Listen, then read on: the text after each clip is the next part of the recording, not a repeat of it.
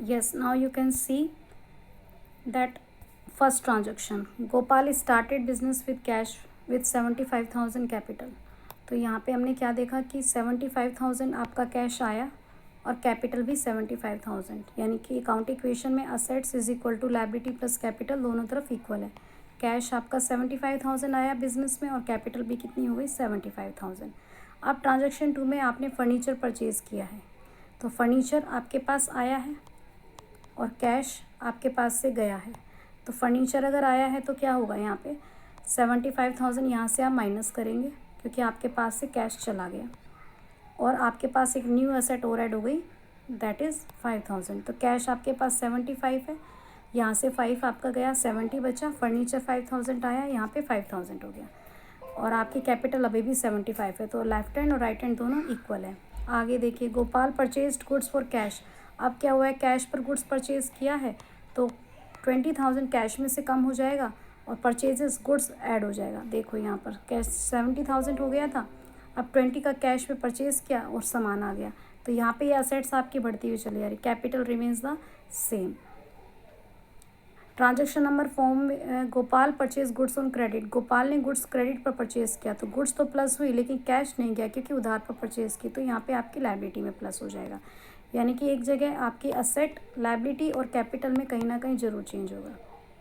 Then आपका आता है गुड्स कॉस्टिंग ₹12,000। आपने 12 का सामान 15 पर सेल किया, तो आप 12,000 का स्टॉक जो है आपका कम हो गया, तो आप स्टॉक गुड से माइनस कर दोगे। और आपने उधार पर सेल किया, तो उधार वाले लोगों को कस्टमर्स बोलते हैं डेटर्स, तो यहाँ पे ऐड हो गया। लेकिन आपने 3,000 का प्रॉफिट अर्न किया 12 का सामान 15 पर, तो ये आपकी कैपिटल इंक्रीज़ करेगा, तो आपका 78,000 हो गया। पेड फॉर रेंट, रेंट पे करोगे तो कैश में से कम होगा और क्योंकि आपका एक्सपेंस है कैपिटल में से भी कम होगा। फिर दोबारा से सॉल्व करके आपकी इक्वेशन ये आ जाएगी।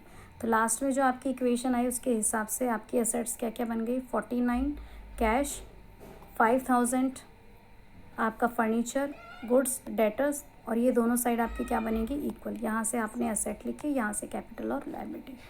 आपको क्वेश्चन नंबर 2 होमवर्क में करना है, इसका आप ट्रिक सीख लीजिए। Mukesh started business with cash, तो आप कैश में प्लस करेंगे, कैश आ गया है और प्लस में कैपिटल में भी प्लस करेंगे। देन आपने गुड्स परचेज़ किया कैश पर, तो आप गुड्स में प्लस करेंगे और कैश में आप माइनस करेंगे। आपने गुड्स उधार पर ख़रीदा है तो आपका गुड्स में आप प्लस कर देंगे और लायबिलिटी में क्रेडिटर में भी प्लस करेंगे क्योंकि उधार पर ख़रीदा है। फर्नीचर परचेज़ किया, furniture plus cash minus.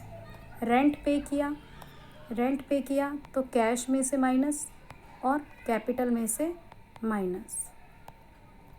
Commission receive किया, कैश में प्लस, कमीशन इनकम है तो कैपिटल में प्लस। कैश आपने ओनर से निकाला, वो पर्सनल यूज़ के लिए निकाला तो कैश में से कम, और क्योंकि पर्सनल यूज़ के लिए निकाला तो कैपिटल भी आपकी क्या हो गई, कम। 30 का सामान 40 पर सेल किया, तो कैश उधार पर सेल किया तो आपका डेटर आप प्लस कर देंगे 40,000 के, गुड्स आप कम कर देंगे 30 के, और कैपिटल में 10,000 आप क्या कर देंगे, प्लस कर देंगे। कैपिटल में 10,000 प्लस। क्रेडिटर्स को पे कर रहे हैं तो क्रेडिटर से माइनस कर दोगे और कैश में से भी माइनस कर दोगे। आपको ये क्वेश्चन नंबर 2 फिर नोटबुक में करना है। Here is the solution. In this manner you have to solve this question. You will prepare accounting equation format. This is the format. Then you will write here transaction, serial number, assets, liability and capital. यहाँ पे एक line लगाएंगे equal के इधर। फिर Mukesh started business with cash, तो cash में plus करना है, कैपिटल में प्लस करना है।